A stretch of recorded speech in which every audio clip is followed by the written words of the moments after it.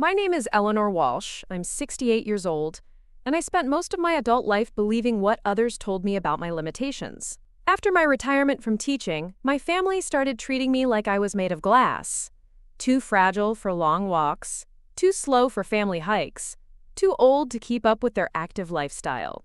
They spoke about me in hushed tones, as if my age had suddenly made me invisible and incapable. But I had my own answer to their assumptions. And believe me, it's one that left them speechless at the finish line.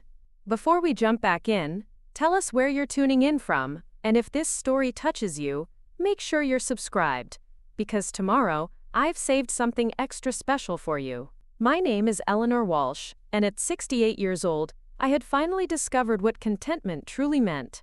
I lived in a cozy 2-story house in Duluth, Minnesota, where the morning mist rolled off Lake Superior like a gentle blessing, and the changing seasons painted the world in colors so vivid, they seemed borrowed from dreams. The house sat on Maple Street, nestled between towering pines and surrounded by a garden that had taken me decades to perfect. My days unfolded with the gentle predictability of a well-loved routine. I woke each morning before dawn, not from restlessness or insomnia, but from a deep appreciation for the quiet hours when the world still slept.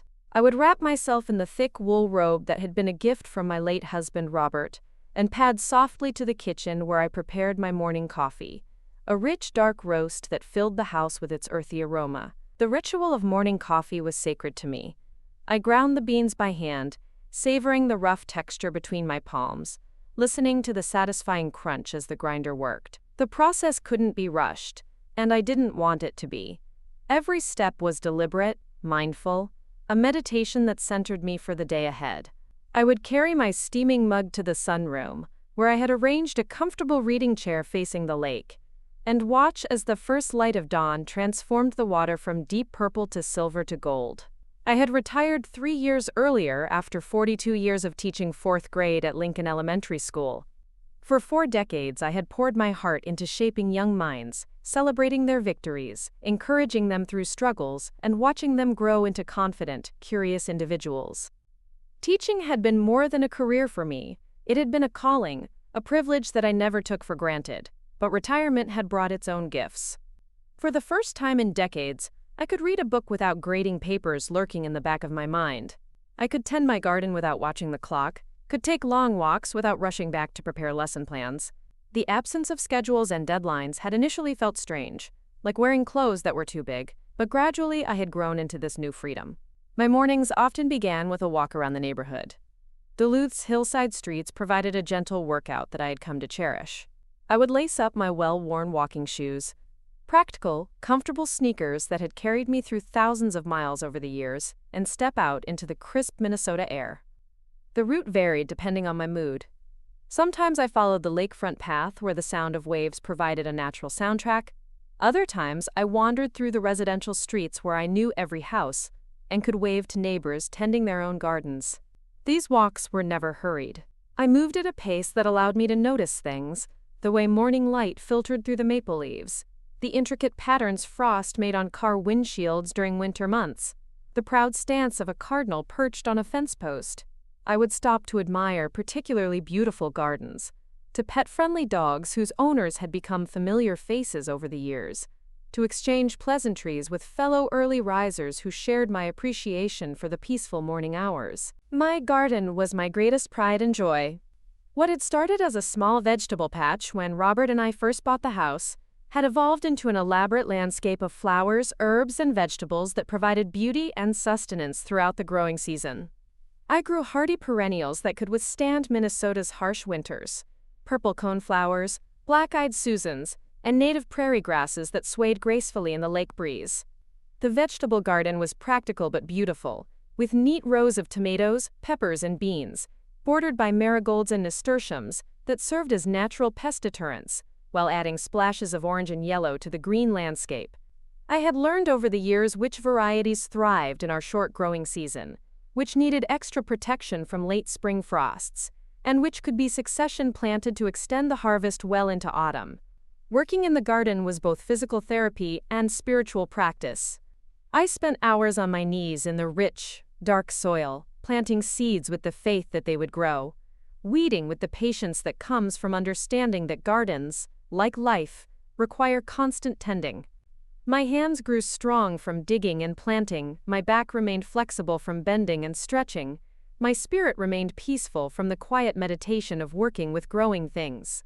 The house itself was a testament to a life well lived. Every room told a story, held memories that had accumulated like layers of paint on old walls. The living room was filled with books, novels, biographies, poetry collections, travel guides for places I dreamed of visiting. The walls displayed photographs spanning decades. My wedding day, family vacations, my students' graduation pictures, Robert's retirement party, holidays spent with loved ones. The kitchen was the heart of the home, where I still cooked from scratch most evenings, preparing simple but nourishing meals that I ate while watching the sunset paint the sky over Lake Superior. I had maintained many of the cooking habits Robert and I had developed together, making soup from scratch on Sunday afternoons, baking bread when the weather turned cold, preserving vegetables from the garden to enjoy throughout the winter months. Evenings were for reading, for working on the quilts I made as gifts for new babies in the family, for listening to classical music while watching the play of light on the lake's surface. Sometimes I would call old friends, former colleagues who had also retired and were navigating this new phase of life. We would share stories about our grandchildren, recommend books we had enjoyed, make plans for small adventures, visits to museums, day trips to explore small towns along the North Shore.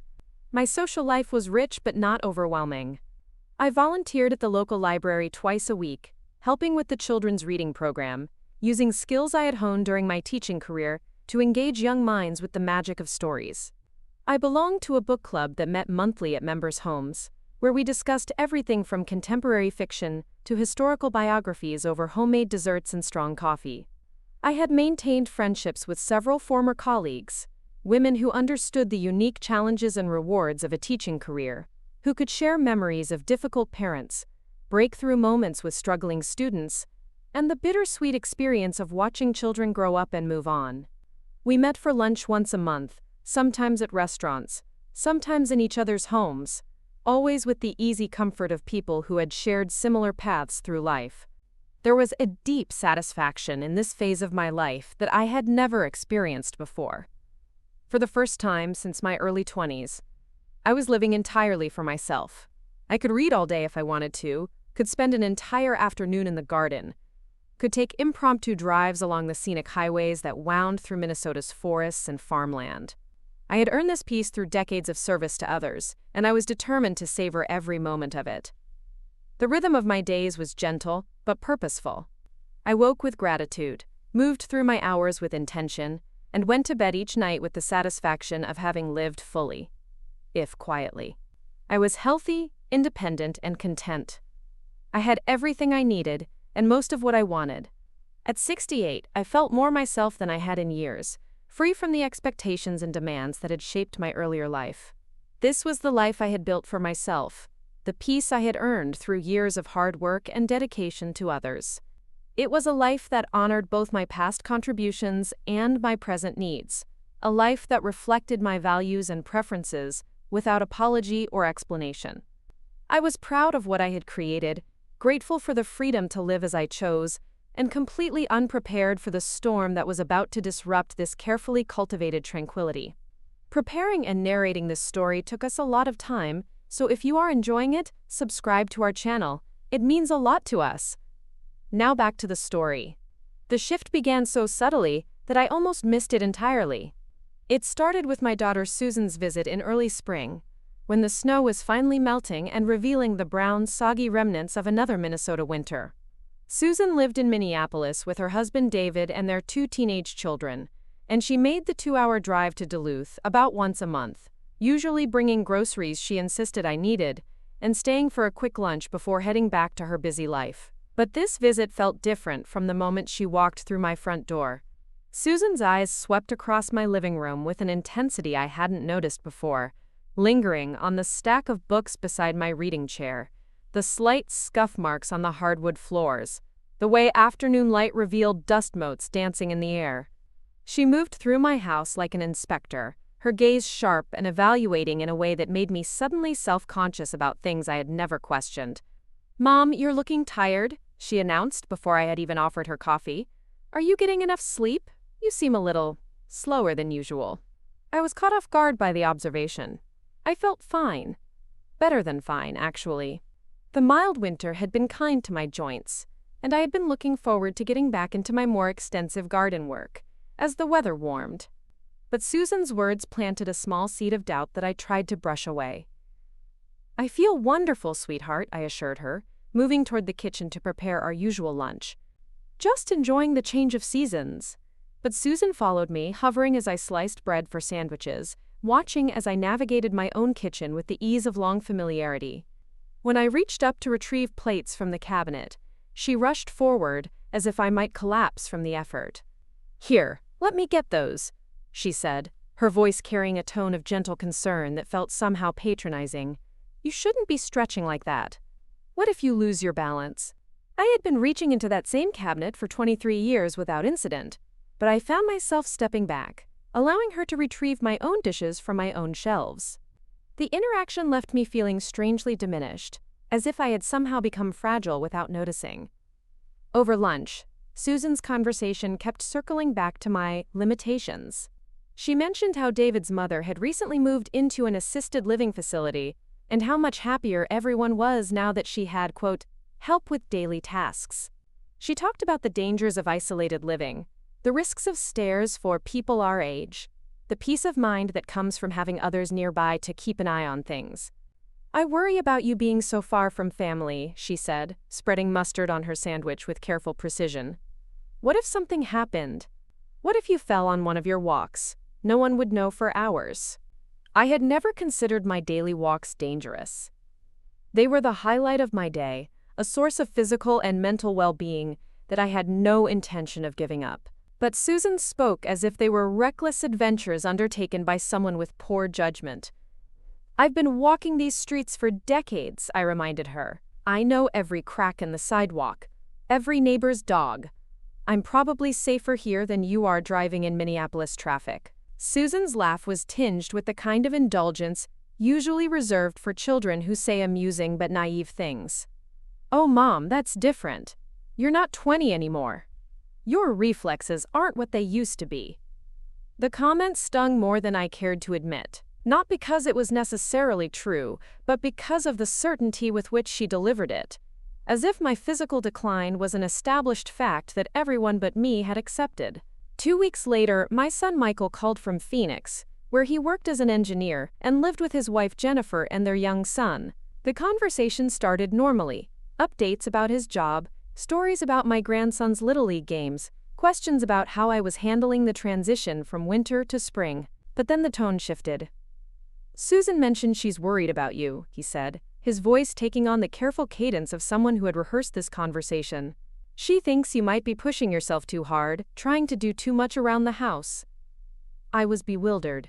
Too much? I was doing exactly what I had always done. Maintaining my home, tending my garden, living my life. Nothing had changed except my children's perception of my capabilities. "I'm doing fine, Michael," I said, trying to keep the irritation out of my voice.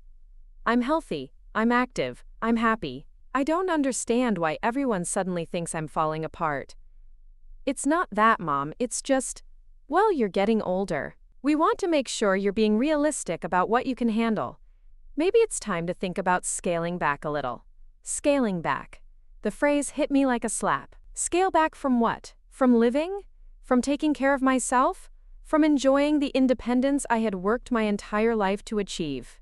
The suggestions started coming in earnest after that. Susan began sending me articles about fall prevention, clipped from magazines and printed from websites, each one highlighting the dangers faced by seniors who insisted on living alone. She included helpful sticky notes with comments like, "Thought you should see this, and this might be something to consider." Michael started calling more frequently, asking detailed questions about my daily routines. Had I been eating enough?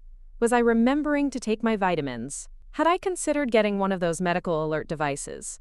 His concern felt suffocating, as if he were already planning for my decline rather than celebrating my current health. The most infuriating part was how they spoke about me to each other, as if I weren't present. During a three-way phone call that Susan had arranged, so we can all touch base, they discussed my situation in clinical terms, debating the pros and cons of various interventions they thought I needed. "I think we should look into meal delivery services," Susan suggested. "Something to make sure she's getting proper nutrition." "What about a house cleaner?" Michael added.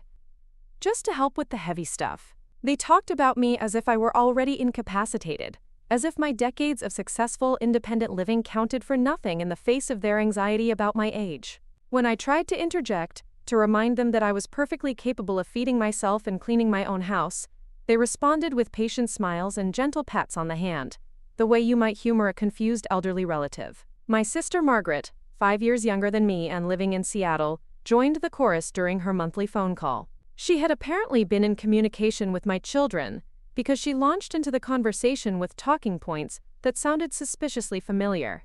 "Eleanor, I've been thinking about your living situation," she began, as if my living situation were a problem that required solving. "Don't you think it might be time to consider something a little more manageable?" Margaret had always been the dramatic one in our family, prone to catastrophizing and worst-case scenarios. But now her tendency toward anxiety was being directed at me, and it felt like an invasion. "The house is getting so big for just one person," she continued. "All those stairs, all that yard work. Wouldn't you be more comfortable somewhere smaller, somewhere with fewer responsibilities?" I found myself defending choices I had never questioned before. Yes, I had stairs in my house, but I climbed them easily every day. Yes, I had yard work, but I enjoyed it. Yes, I lived alone, but I wasn't lonely. These were features of my life, not problems to be solved. But their persistent concern began to create a strange kind of cognitive dissonance. When I walked up my own stairs, I found myself paying attention to my breathing, wondering if I was more winded than I should be. When I worked in the garden, I second-guessed my stamina, questioning whether I was pushing myself too hard. Their worry was becoming a lens through which I viewed my own capabilities, distorting my perception of my own strength. The breaking point came during a family barbecue at Susan's house in late May. It was meant to be a celebration. Michael and his family were visiting from Phoenix, and Susan had invited her brother-in-law's family to join us. The gathering should have been joyful, filled with the kind of relaxed conversation and shared laughter that I had always treasured during family events. Instead, it became a careful choreography of protective gestures that left me feeling like an invalid. Susan insisted I sit in the most comfortable chair, away from the action of meal preparation. When I offered to help carry plates to the patio, 3 people rushed to take them from my hands. When my grandson asked if I wanted to throw a football with him, Susan quickly redirected him to ask his father instead. "Grandma needs to rest," she told him, as if I weren't standing right there, as if I couldn't speak for myself. The final insult came when everyone was getting ready for a walk around Susan's neighborhood after dinner. It was a beautiful evening, warm and clear, with the kind of soft light that makes everything look golden and peaceful. I had been looking forward to stretching my legs and enjoying the pleasant company. But as the group assembled on the front porch, Susan approached me with an expression of gentle regret. "Mom, maybe you should stay here and relax," she suggested. "We're planning to walk pretty fast, and I don't want you to feel like you have to keep up." The words hung in the air like a challenge. Too slow to keep up. The assumption that I couldn't match the pace of my own family, that my presence would somehow be a burden that would slow everyone else down. I watched as they set off without me, chatting and laughing as they disappeared around the corner, leaving me alone on the porch like a piece of furniture that had been judged too fragile to move. That night, driving home to Duluth in the gathering darkness, I felt something shift inside me. The careful acceptance I had maintained in the face of their growing concern crystallized into something sharper, more determined. They thought I was too slow to keep up. They had decided that my age automatically translated to limitation, that my years of experience counted for less than their assumptions about decline.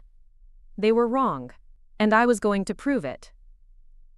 The morning after the barbecue incident, I woke with a restless energy that felt foreign and electric.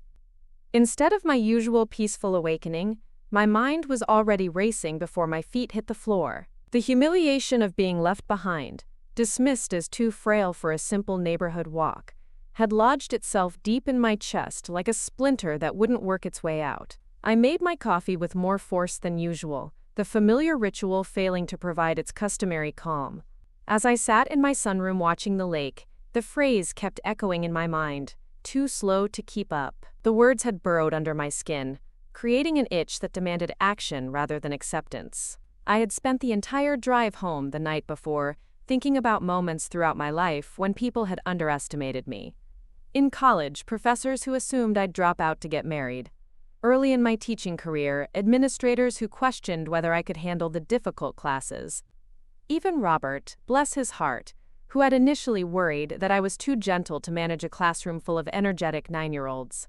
But I had proven them wrong every time. I had graduated summa cum laude, earned my master's degree while working full-time, turned those difficult classes into some of the most successful in the school.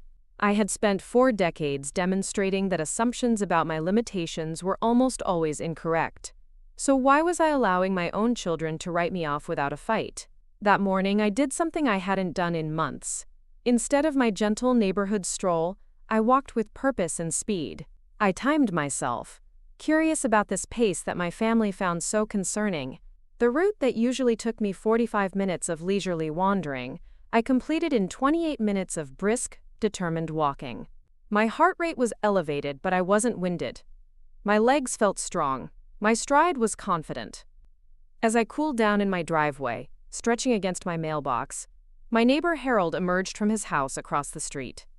Harold was 73, a retired postal worker who had maintained his habit of early morning exercise long after he'd stopped delivering mail. "Looking good out there, Eleanor," he called out with a friendly wave. "You're moving faster than my grandson, and he's on the high school track team." Harold's comment was meant as a compliment, but it sparked something deeper. Track team. High school athletics. Competition. Measurable goals. Suddenly, an idea began forming in my mind, wild and audacious and completely unlike anything I had ever considered before. I spent the rest of that morning at my computer, researching something that would have seemed absurd to me just 24 hours earlier. I looked up local running clubs, training programs, and most surprisingly to myself, upcoming marathons.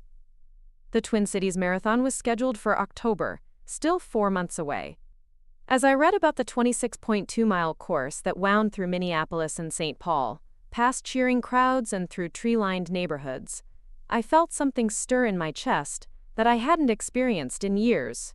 It wasn't just defiance, though that was certainly part of it. It was possibility.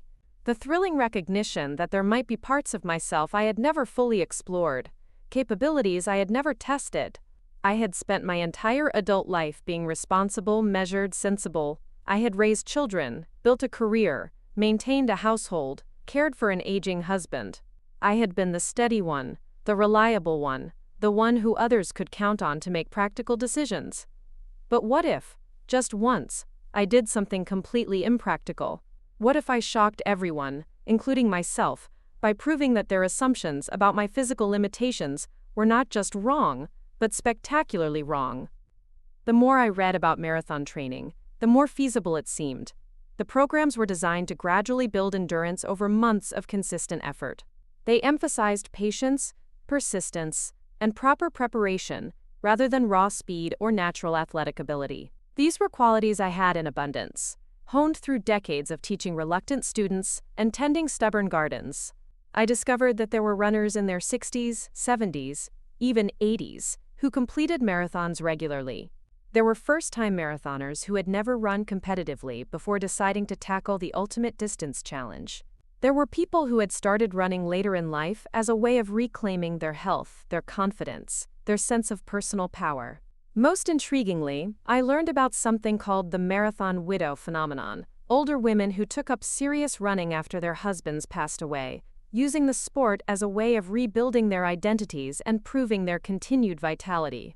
These women described the transformation that came not just from physical training, but from setting and achieving goals that no one else thought they could reach. By noon, I had filled a legal pad with notes about training schedules, nutrition plans, and equipment needs. I had researched local running stores, identified scenic routes around Duluth that could serve as training grounds, and even looked into online communities where beginning marathoners shared their experiences and encouraged each other. The audacity of what I was considering should have intimidated me. I had never run more than a few blocks in my entire life, usually to catch a bus or chase after an escaped classroom pet. I owned one pair of athletic shoes, designed more for comfort than performance. I had no idea what proper running form looked like, how to pace myself over long distances, or how to fuel my body for extended endurance efforts. But instead of fear, I felt exhilaration. This was exactly the kind of challenge that would prove once and for all that my family's assumptions about my declining capabilities were not just incorrect but insulting. A marathon wasn't just about being fast enough to keep up with a casual neighborhood walk. It was about covering 26.2 miles under your own power, regardless of how long it took. That afternoon, I drove to Fleet Feet, a running specialty store in downtown Duluth that I had passed hundreds of times without ever considering entering.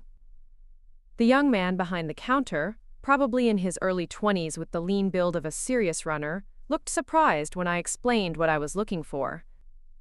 "You want to train for a marathon?" he asked, his eyebrows raising slightly. "Like the Twin Cities Marathon in October?" "That's exactly what I want to do," I said firmly, meeting his gaze with more confidence than I actually felt. "I need proper running shoes and advice on where to start." To his credit, Jake, as his name tag identified him, took my request seriously. He asked about my current fitness level, my walking routine, any previous injuries or physical limitations.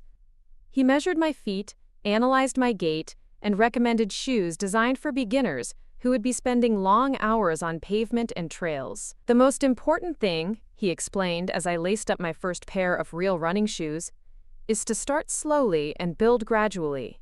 Most marathon training programs assume you can already run continuously for at least 30 minutes. Can you do that?" I honestly didn't know. I had never tried to run for 30 consecutive minutes.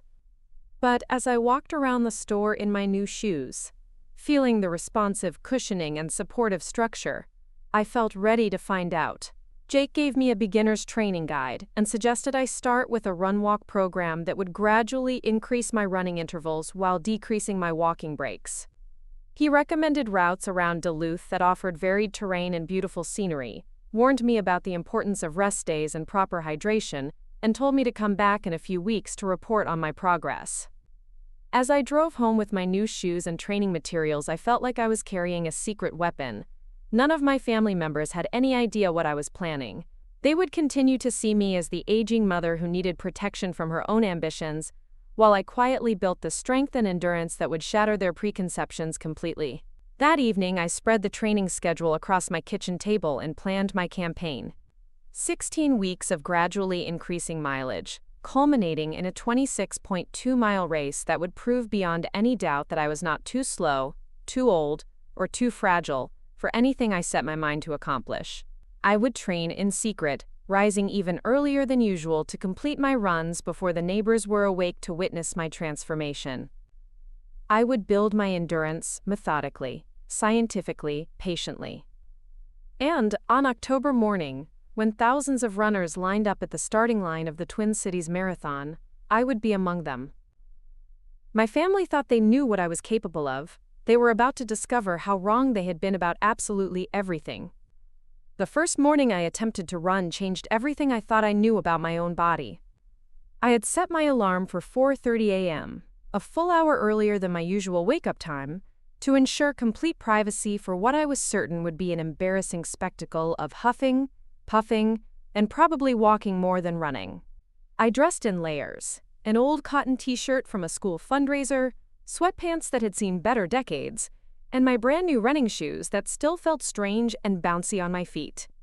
Standing in my kitchen in the pre-dawn darkness, sipping coffee and psyching myself up for what felt like jumping out of an airplane, I almost talked myself out of the whole crazy scheme.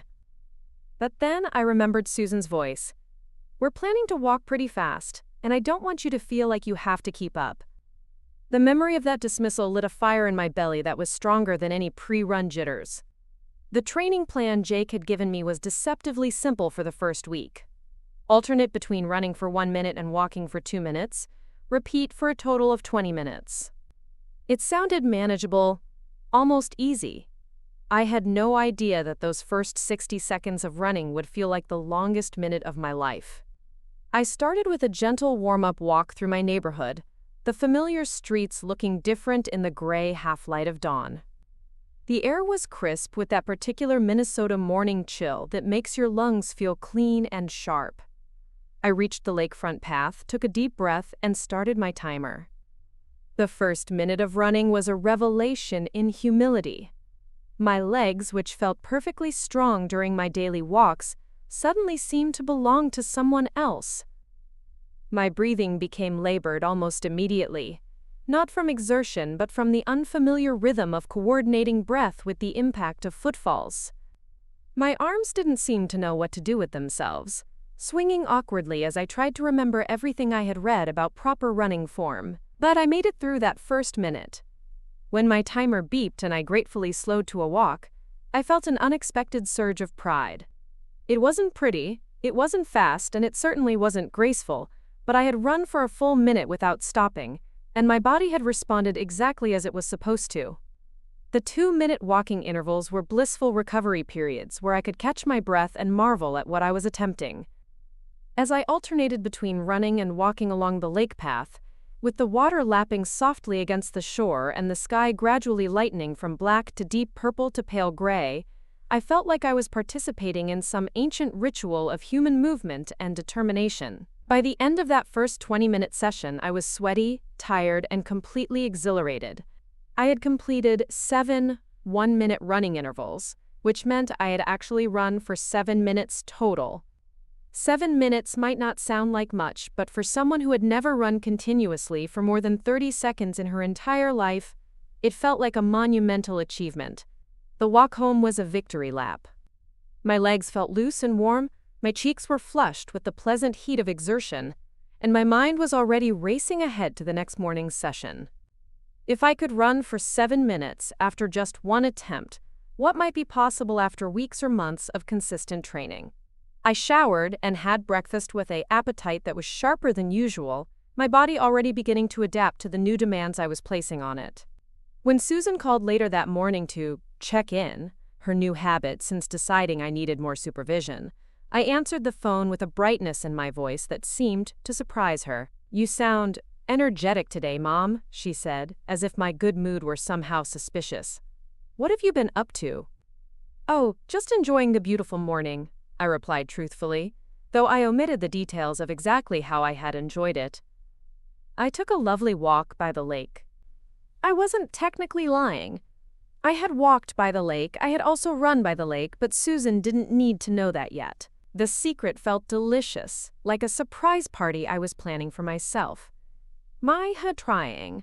The second morning was harder than the first. My legs were stiff from the previous day's effort, and the novelty had worn off enough that the difficulty felt more real and less exciting, but I laced up my shoes and headed out into the dawn anyway, determined to follow the training plan no matter how uncomfortable it might be. This time I paid more attention to my form, trying to land on my midfoot rather than my heels, keeping my arms relaxed, focusing on taking steady breaths that matched my stride rhythm.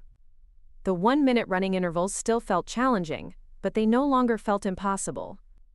My body was beginning to remember how to run, awakening muscle memory, from childhood games of tag and races to the school bus. By the end of the first week, I had completed 5 training sessions and could feel subtle changes in my fitness. My morning heart rate was lower, I recovered more quickly from the running intervals, and most surprisingly, I was beginning to look forward to these early morning adventures. The solitude of running in the pre-dawn quiet had become a form of meditation, a time when my mind could wander freely while my body worked steadily toward a goal that still seemed impossibly distant. Week 2 brought a new challenge. The running intervals increased to 90 seconds, with the same 2-minute walking recovery periods. Those extra 30 seconds might not sound like much, but they represented a 50% increase in continuous running time. On my first attempt at the longer intervals, I was convinced I wouldn't make it. My internal voice started its familiar commentary. "This is too hard. You're too old for this, you should just stick to walking." But then, around the 45-second mark of my third 90-second interval, something magical happened. My breathing settled into a rhythm, my stride found its natural cadence, and for the first time, running felt less like a struggle and more like movement. Not easy movement, certainly, but purposeful movement that my body was designed to perform. I started keeping a training log, recording not just the time and distance of each session, but how I felt, what I noticed about my form or breathing, and small victories worth celebrating. Made it through all intervals without feeling like I might die. Saw a family of deer near the point. Didn't stop running to watch them. Legs felt strong on the hills. The log became a record of transformation that was happening so gradually, I might have missed it otherwise. Each week brought small improvements that added up to significant changes. My resting heart rate dropped from the mid-70s to the low 60s. I could climb the stairs in my house without thinking about it, whereas before I had started to notice each step. My sleep was deeper and more restorative. Most importantly, my confidence was growing along with my physical capabilities. The woman who had been dismissed as too slow to keep up with a family walk was secretly building the endurance to complete one of the most challenging athletic events in the world. Every morning that I laced up my running shoes was a quiet act of rebellion against their assumptions about my limitations. I began varying my routes to keep the training interesting and to explore parts of Duluth I had never seen on foot. I discovered hidden trails through the forest preserve, scenic overlooks that revealed stunning views of Lake Superior, and quiet residential neighborhoods where early rising neighbors would wave as I ran past. The secrecy added an element of adventure to every run. I became expert at timing my exits and returns to avoid curious neighbors, at managing my laundry so that my running clothes wouldn't raise questions, at explaining my improved appetite and energy levels without revealing their true source. One morning in my 4th week of training, as I completed a particularly challenging session that included 4 3-minute running intervals, I realized that I was no longer the same person who had been left behind at Susan's barbecue. That woman had accepted other people's definitions of her capabilities. This woman was writing her own definitions, one step at a time. I still had months of training ahead of me, and 26.2 miles still seemed like an impossible distance. But as I walked home through the brightening morning, my legs tired but strong, my breathing steady and controlled, I knew with absolute certainty that I was going to cross that finish line in October. And when I did, my family was going to discover just how wrong they had been about everything. By month 2 of my secret training, the transformation was becoming harder to hide. I had progressed to running for 20 continuous minutes, a milestone that felt as significant as earning my teaching degree decades earlier. But with this progress came unexpected challenges that tested both my physical resolve and my ability to maintain the elaborate deception I had constructed around my new life. The first close call came during a routine visit from my daughter Susan in early July. I had just returned from a particularly intense morning run, my longest continuous effort yet at 25 minutes, when I heard her car pulling into my driveway. Panic shot through me as I realized I was still wearing my running clothes, my face was flushed, and my hair was damp with perspiration. I had maybe 3 minutes before she would knock on my door, expecting to find her aging mother puttering peacefully around the house with a cup of coffee. Instead, she was about to discover me looking like I had just completed some kind of vigorous physical activity that would contradict everything she believed about my declining capabilities. I sprinted to my bedroom. The irony of sprinting to hide evidence of my running ability was not lost on me, and quickly changed into the casual clothes I had laid out the night before. I splashed cold water on my face, ran a brush through my hair, and tried to control my breathing, which was elevated not just from the run but from the adrenaline of nearly being caught. When Susan knocked, I opened the door with what I hoped was a calm, grandmotherly smile. But she immediately noticed something was different. "Mom, you look glowing," she said, studying my face with the intensity of a detective. "Have you been outside already? It's barely 8 o'clock. "Just working in the garden," I replied, which was partially true since I had been planning to check on my tomatoes after my run. "You know how I love the early morning hours." Susan accepted this explanation, but I could see her filing away the observation for future reference. Throughout her visit, she kept commenting on my energy level, the brightness in my eyes, the spring in my step. She seemed pleased but puzzled, as if my vitality contradicted the narrative of decline she had been constructing. "Maybe we were worrying too much," she mused as she prepared to leave. "You seem more alive lately. Are you feeling better?" I was feeling better, stronger, more confident, more purposeful than I had in years. But I couldn't tell her that without revealing the source of my transformation. "I'm just enjoying the summer," I said simply, which was absolutely true, though not in the way she imagined. The second close call was potentially more serious. During week 8 of my training, as I was completing a 6-mile-long run through the forest preserve, I encountered my neighbor Harold walking his ancient golden retriever, Murphy. Harold looked surprised to see me so far from home, moving at what was clearly a running pace despite my modest speed. "Eleanor," he called out, causing me to stop and jog in place rather awkwardly. "I didn't know you were a runner. How long have you been doing this?" My mind raced through possible explanations. Harold was a gossip who would definitely mention this encounter to other neighbors, possibly including ones who might share the information with my family during casual conversations. "Oh, I'm just trying to increase my walking pace a bit," I said, attempting to make my running look like enthusiastic walking. "My doctor suggested I try to move a little faster for cardiovascular health." It was a plausible lie, since many doctors did recommend brisk walking for seniors. Harold nodded approvingly, but I could see him taking note of my proper running shoes, my moisture-wicking athletic clothing, and the determined way I had been moving before he interrupted me. "Well, you're certainly taking his advice seriously," Harold said with a knowing smile. "Good for you, Eleanor. It's never too late to surprise yourself." His words hit closer to home than he realized. I was definitely surprising myself, but I wasn't ready to surprise anyone else yet. After that encounter, I became more strategic about my training routes, choosing paths that were less likely to intersect with people who knew me. I discovered a beautiful trail system on the outskirts of town where I could run for miles without encountering anyone who might report back to my family about my suspicious athletic activities. But the physical demands of training were becoming more challenging to disguise.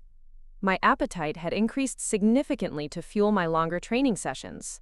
I found myself grocery shopping with the focused intensity of an athlete, reading nutrition labels and choosing foods for their protein content and complex carbohydrates rather than just their convenience or taste.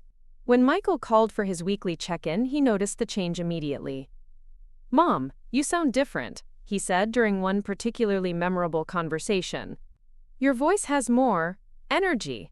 Are you sure you're not overdoing things?" The question was ironic beyond belief. I was definitely overdoing things. I was training to run 26.2 miles, when I had never run a single mile just 2 months earlier. But his concern was still focused on me doing too much household work or garden maintenance. "I'm feeling very well, sweetheart," I assured him. "Maybe it's just the beautiful summer weather lifting my spirits." "Well, just remember what we talked about," he said in that careful tone that had become his default when speaking to me. "Don't push yourself too hard. Promise me you'll be sensible." If only he knew how sensible I was being. I was following a scientifically designed training program, increasing my mileage by no more than 10% each week, taking rest days seriously, and paying careful attention to nutrition and hydration. I was probably being more sensible about my physical health than I had ever been in my life. The most challenging aspect of maintaining my secret wasn't the physical training. It was managing the emotional transformation that was happening alongside the physical one. Every mile I completed was building not just cardiovascular endurance but psychological strength. I was proving to myself that I could set an audacious goal and systematically work toward achieving it. This growing confidence was affecting every aspect of my life. I found myself speaking more assertively during phone conversations with my children, gently but firmly pushing back when they made assumptions about my limitations. I carried myself differently, with the posture of someone who knew her own strength rather than someone who had internalized doubts about her capabilities. During a particularly condescending phone call from Susan, where she explained in detail why I should consider hiring someone to help with yard work before something happens, I found myself responding with a clarity that surprised us both. "Susan, I appreciate your concern, but I'm quite capable of managing my own property," I said, my voice steady and confident. "I've been taking care of this house and garden for over 20 years, and I'm not ready to surrender that independence based on hypothetical concerns about future problems. There was a long pause on the other end of the line. Susan wasn't accustomed to me pushing back so directly. "I just worry about you, Mom," she said finally, her voice softer but still carrying that undertone of someone who believed she knew better than I did about my own capabilities. "I understand your worry," I replied, "but I need you to trust that I know my own body and my own limitations better than anyone else does." The conversation ended more amicably than I had expected, but I could sense Susan's confusion about this new assertiveness. She was seeing glimpses of a version of me that didn't fit her mental model of the declining elderly mother who needed protection from her own poor judgment. By week 10 of my training, I was running 8 miles on my long-run days. 8 miles. The distance still amazed me every time I completed it. I had gone from struggling through 1-minute intervals to running continuously for over an hour. My body had adapted in ways I hadn't thought possible, growing stronger and more efficient week by week. But I was also becoming acutely aware that marathon day was approaching rapidly. October was only 6 weeks away, and with it would come the moment when I would have to reveal what I had been doing. The secret that had begun as a way to avoid family interference was becoming a pressure cooker of anticipation. Soon, very soon, my family would discover that the woman they thought was too slow to keep up with a neighborhood walk had spent the summer training to complete one of the most challenging endurance events in the world. I could hardly wait to see their faces. September arrived with the crisp promise of autumn, bringing with it both the final phase of my marathon training and an unexpected complication that threatened to derail everything I had worked toward. The training schedule called for my peak mileage weeks, 20-mile runs that would test every fiber of determination I had built over the past 4 months. But just as I was approaching the most crucial phase of my preparation, my family's interference reached new heights. It started with a phone call from Michael that felt different from his usual check-ins. His tone carried a weight of purpose that immediately put me on alert. "Mom, Susan and I have been talking," he began, and those 6 words sent a chill down my spine. Nothing good ever followed that particular combination of words. "We've been doing some research about aging in place, and we think we've found some resources that might help you stay safe and independent." The word independent, coming from Michael's mouth, sounded like a consolation prize, something they were graciously allowing me to maintain under their supervision. He went on to explain that they had contacted a company that provided wellness checks for seniors living alone, daily phone calls to ensure I was safe, someone to monitor my activities and report back if I seemed to be having difficulties. "It's not invasive," Michael assured me, though everything about it sounded invasive. "Just a friendly voice checking in each day, maybe helping you organize your medications, keeping track of your appointments. Think of it as having a personal assistant who cares about your well-being." I listened to his explanation with growing horror. Daily check-ins would make it impossible to maintain my early morning training schedule. Someone monitoring my activities would quickly discover that I was leaving the house for hours at a time, returning sweaty and energized in ways that contradicted their assumptions about my physical limitations. My secret would be exposed just weeks before the marathon, not by my choice but by their intrusive concern. "That's very thoughtful," I managed to say, "but I really don't think it's necessary. I'm managing quite well on my own." "Mom, you always say that," Susan interjected. Apparently I was on speakerphone with both of them, "but we worry that you might not recognize when you need help. That's part of aging. Your judgment about your own capabilities might not be as reliable as it used to be." The irony was staggering.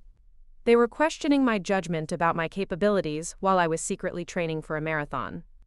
If my judgment was impaired, I was apparently delusional in the direction of vastly underestimating my own strength rather than overestimating it. "Let us just set up a consultation," Michael continued. "Someone can come by and assess your situation, make some recommendations. You don't have to commit to anything, but it would give us peace of mind to know you have support systems in place."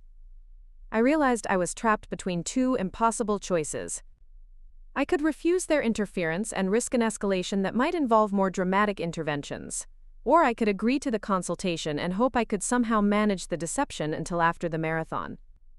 Neither option felt safe, but at least the consultation would buy me time. "All right," I said carefully, "I'll meet with someone, but I want to be clear that this is just a conversation, not a commitment to any ongoing services. "Of course, Mom," Susan said, and I could hear the relief in her voice. "We just want to explore options. The consultation is scheduled for next Thursday at 2 o'clock. Next Thursday." That was in 6 days, right in the middle of my most crucial training week. I was scheduled to complete my final 20-mile run that weekend, the longest distance I would attempt before the marathon.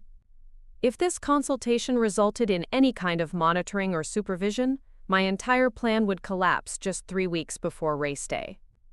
After the phone call ended, I sat in my kitchen feeling the walls closing in around me. I had been so focused on the physical challenges of marathon training that I hadn't adequately prepared for the logistical challenges of family interference. They were moving to control my life just as I was proving how much control I actually possessed. That evening, I did something I hadn't done since the early days of my training. I called Jake at the running store. We had developed a friendly relationship over the months, and he had become my unofficial coach, always eager to hear about my progress and offer encouragement when the training got difficult. "Eleanor," he said when he recognized my voice, "how are you feeling about the 20-miler this weekend? Ready for the big one?" "I'm ready for the run," I said, "but I'm having some family complications that might interfere with the final weeks of training." I explained the situation in general terms, describing my children's growing concern about my independence and their plans to implement supervision that would make my training schedule impossible to maintain. Jake listened thoughtfully before responding. "You know, Eleanor, you've already done the hard work. You've built the endurance. You've adapted your body to handle long distances. You've proven you can stick to a training plan under challenging circumstances. Even if you had to dial back the final few weeks, you could still complete the marathon." His words were meant to be reassuring, but they highlighted the injustice of the situation. I didn't want to just complete the marathon. I wanted to complete it after following the full training program, after proving to myself that I could see a commitment through from beginning to end without compromise or accommodation. "Besides," Jake continued, "once you cross that finish line and your family realizes what you've accomplished, I think their whole perspective on your capabilities is going to change pretty dramatically." He was right, of course. The marathon would settle the question of my physical limitations once and for all. But first, I had to survive the next 3 weeks without my secret being discovered. He was right. I decided to accelerate my timeline slightly. Instead of waiting until marathon day to reveal my training, I would tell my family the week before the race. That would give me enough time to complete my final long run and taper properly, while removing the stress of maintaining the deception during the most challenging part of my preparation. The Thursday consultation turned out to be both better and worse than I had anticipated. The woman who came to evaluate my living situation, Patricia Greenwood, was professional and respectful rather than condescending. She toured my house, asked thoughtful questions about my daily routines, and seemed genuinely impressed by how well I was managing my independence. "Mrs. Walsh, I have to say, you're in remarkable shape for someone your age," she said as we concluded her assessment. "Your home is well maintained, you're clearly staying active, and you seem to have excellent cognitive function. I'm not sure what services we could offer that would improve your current situation." I felt a surge of vindication. A professional whose job it was to assess the needs of aging adults had concluded that I was thriving on my own.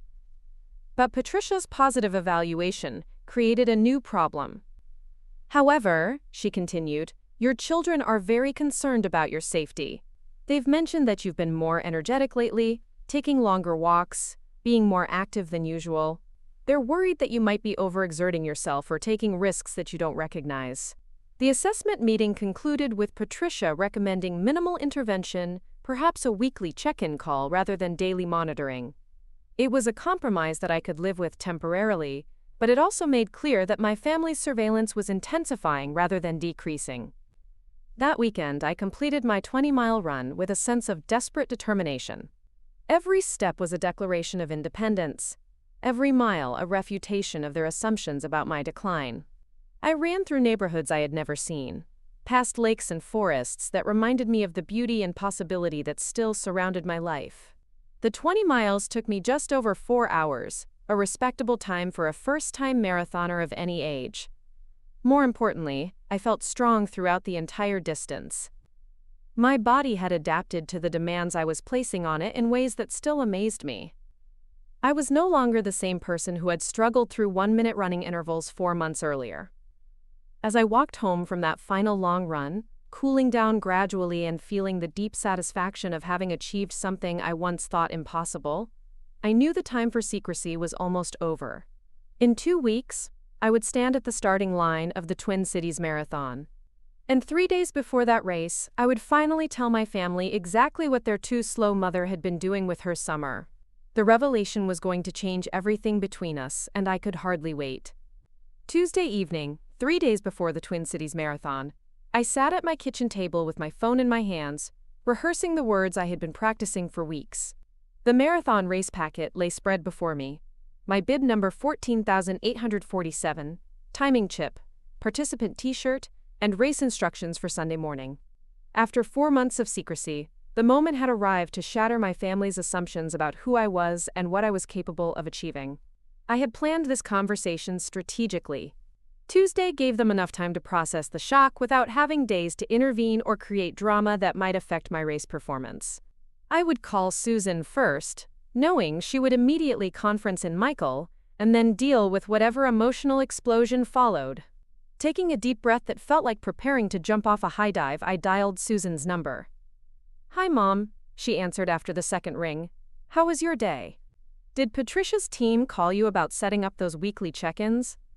"Actually, Susan, that's related to what I need to tell you," I said, my voice steadier than I had expected. "But first, can you get Michael on the line? I want to tell you both something important at the same time." I could hear the immediate tension in her voice. "Is everything okay? Are you feeling all right? Do you need us to come up there?" "I'm fine," I assured her. "Better than fine, actually. But I need to share something with both of you, and it's going to come as quite a surprise." Within minutes, I was on a 3-way call with both of my children, their voices tight with worry, as they prepared for what they clearly assumed would be bad news about my health or living situation. "What's going on, Mom?" Michael asked. "You're making us nervous." I looked down at my race materials, drew strength from the tangible proof of what I had accomplished, and delivered the news that would change their perception of me forever. "This Sunday morning, I'm running the Twin Cities Marathon," I said clearly and calmly. "I've been training for 4 months, and I'm going to complete all 26.2 miles. The silence that followed was so complete, I wondered if the call had been disconnected. Then Susan's voice came through, high and confused. "I'm sorry. What did you say? You're doing what?" "I'm running a marathon," I repeated. "The Twin Cities Marathon, this Sunday.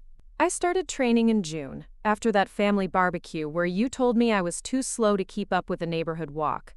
Turns out I'm not too slow for anything." "Mom, this isn't funny," Michael's voice cut in, sharp with alarm. "Marathon running is extremely dangerous for someone your age. You could have a heart attack, you could injure yourself seriously. This is exactly the kind of poor judgment we've been worried about." I had expected this reaction, but hearing it still stung. Even faced with evidence of months of successful training, their first instinct was to assume I was being reckless rather than accomplished. "I haven't shown poor judgment, Michael," I said firmly. "I've followed a scientifically designed training program. I've built up my mileage gradually over 16 weeks. I've consulted with professionals at the running store. I've completed a 20-mile training run successfully. I've done everything right and I'm fully prepared for this race." "But why didn't you tell us?" Susan's voice was a mixture of hurt and panic. "We could have helped you. We could have made sure you were being safe about it." The question revealed everything wrong with our relationship dynamic. They couldn't imagine that I might want to pursue a challenging goal without their supervision and approval. The idea that I might be capable of managing my own ambitious project was foreign to them.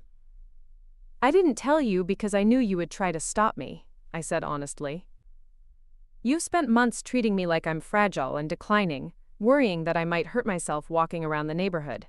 You never would have supported me training for a marathon." "Of course we wouldn't have supported it," Michael exploded. "Because it's incredibly dangerous. Mom, people die running marathons. Healthy young athletes die running marathons. You're 68 years old. I'm also strong, determined, and properly trained." I shot back, feeling my own anger rising to match his. I'm not some confused elderly woman stumbling into a dangerous situation. I'm an athlete who has prepared for months to achieve a specific goal. The word athlete seemed to shock them into another moment of silence. I could practically hear them struggling to reconcile this new information with their mental image of their declining mother. Susan was the first to find her voice again, and when she spoke, it was in the careful tone she might use with someone having a mental health crisis. Mom, I think you might be overestimating your abilities. Training to walk a 5K is one thing, but a marathon is 26 miles. That's not something people just decide to do at your age. You're right that it's not something people just decide to do, I agreed. It's something people train for systematically and seriously, which is exactly what I've been doing while you've been worrying about whether I can safely walk to my mailbox. I could hear them whispering to each other with their phones muted, undoubtedly discussing whether this was a sign of dementia or some other cognitive decline. When they came back on the line, Michael's voice had taken on the patronizing tone that I had grown to hate. Mom, we're going to drive up tomorrow morning, he announced. We need to have a conversation about this in person. You can't possibly be serious about attempting something so dangerous. I am completely serious, I said. And I don't need you to drive up here to talk me out of it. I'm going to pick up my race packet tomorrow afternoon. I'm going to get a good night's sleep Saturday, and I'm going to run 26.2 miles on Sunday morning. Then I'm going to cross the finish line and prove that everything you think you know about my limitations is wrong. If you insist on doing this, Susan said, her voice trembling with emotion, then we're going to be there. We can't stop you from making this mistake, but we're not going to let you face the consequences alone. The word mistake hit me like a physical blow. After months of disciplined training, careful preparation, and steady progress toward an ambitious goal, they still saw my marathon attempt as a mistake rather than an achievement. It's not a mistake, I said quietly. It's the most purposeful thing I've done in years. But if you want to be there, you're welcome to come. Just understand that you're not coming to rescue me from my poor judgment. You're coming to watch me accomplish something remarkable. After we hung up, I sat in my kitchen feeling the complex mixture of relief and apprehension that comes after finally telling a truth you've been holding inside for months. The secret was out, but now I had to deal with the aftermath while maintaining my focus on the race that was just 5 days away. My phone rang again almost immediately. This time it was my sister Margaret, clearly having been briefed by Susan within minutes of our conversation ending. Eleanor, what is this nonsense about running a marathon? She demanded without preamble. Have you lost your mind completely? I found myself laughing at the absurdity of it all. No, Margaret, I haven't lost my mind. I've found my strength. There's a difference. The next 2 days passed in a blur of family phone calls, each more urgent and worried than the last. Cousins I hadn't heard from in months suddenly called to express their concern. Friends from my teaching days reached out after hearing from my children that I was planning something dangerous and irresponsible. Through it all, I maintained my training routine. I completed my final easy runs, carefully managed my nutrition and hydration, and tried to ignore the chorus of voices telling me I was making a terrible mistake. Friday afternoon, I drove to the Marathon Expo to pick up my race packet.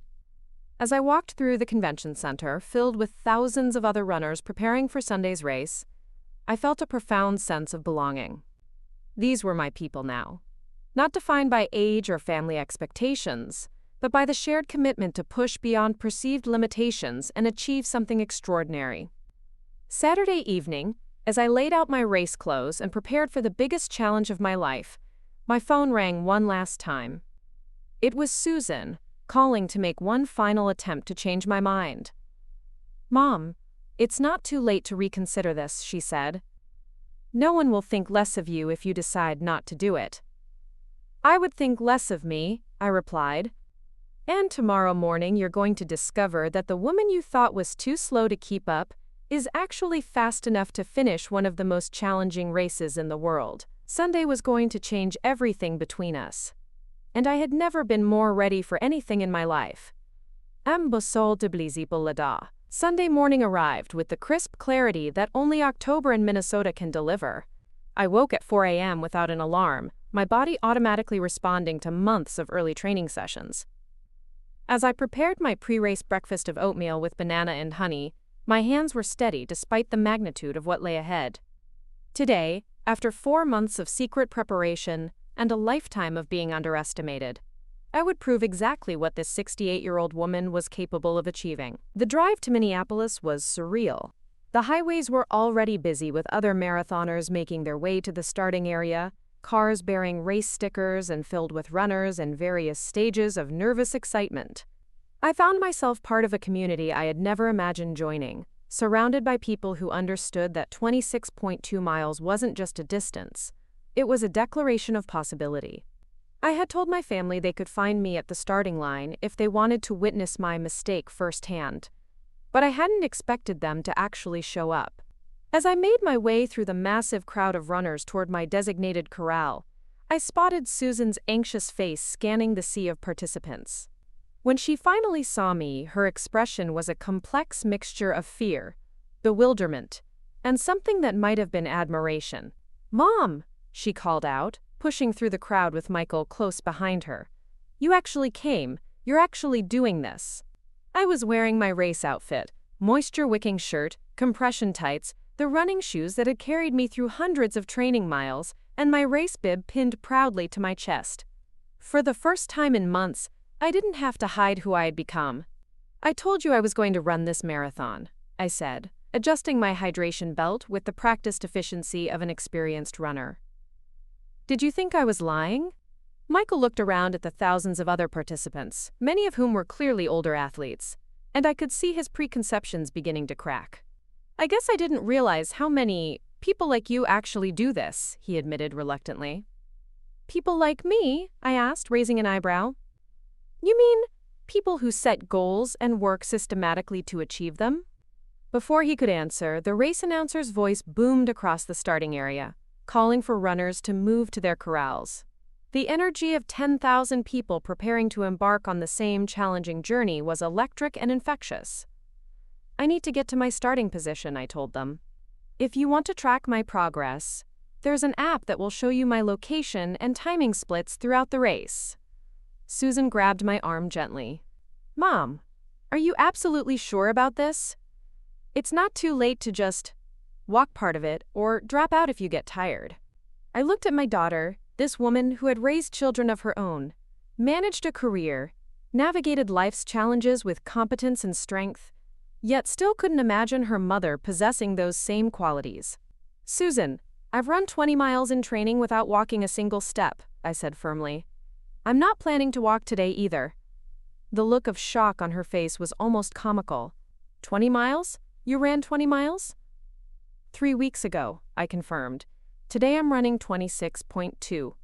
I hugged them both quickly and made my way to Corral G, where runners expected to finish between 4:30 and 5 o'clock hours were gathering. The nervous energy was palpable as we waited for our wave to be released, but I felt calmer than I had expected. This was what I had trained for. This was my moment. When the starting gun fired and our corral began moving forward, I felt a surge of pure joy. After months of solitary training runs, I was finally part of the larger community of distance runners. We moved as a river of determination through the streets of Minneapolis, past cheering crowds who held signs and rang cowbells, and offered encouragement to complete strangers pursuing shared dreams. The first few miles felt easy, almost festive. I maintained the conservative pace I had planned, knowing that the real race wouldn't begin until after mile 20. The crowds were incredible, families with children holding homemade signs, college students offering high fives, elderly spectators who called out, "You go, girl," when they saw my gray hair streaming beneath my race cap. Around mile 6, as we ran through one of Minneapolis's beautiful residential neighborhoods, I caught sight of Susan and Michael on the sidewalk. They had positioned themselves along the route to track my progress, and the expressions on their faces had completely transformed from the worried concern I had seen at the starting line. Susan was holding up her phone, apparently filming my passage, her mouth open in amazement.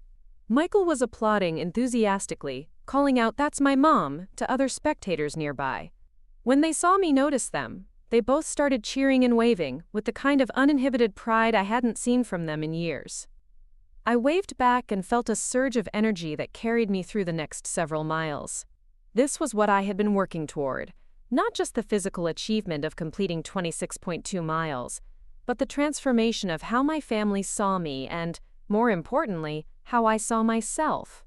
Miles 7 through 13 took us through some of Minneapolis's most scenic areas, and I found myself actually enjoying the experience rather than just enduring it. My training had prepared me well. My breathing was controlled, my pace was sustainable, and my legs felt strong and responsive. The halfway point brought another surprise. As I crossed the timing mat that recorded my split, I realized I was ahead of my projected pace by several minutes.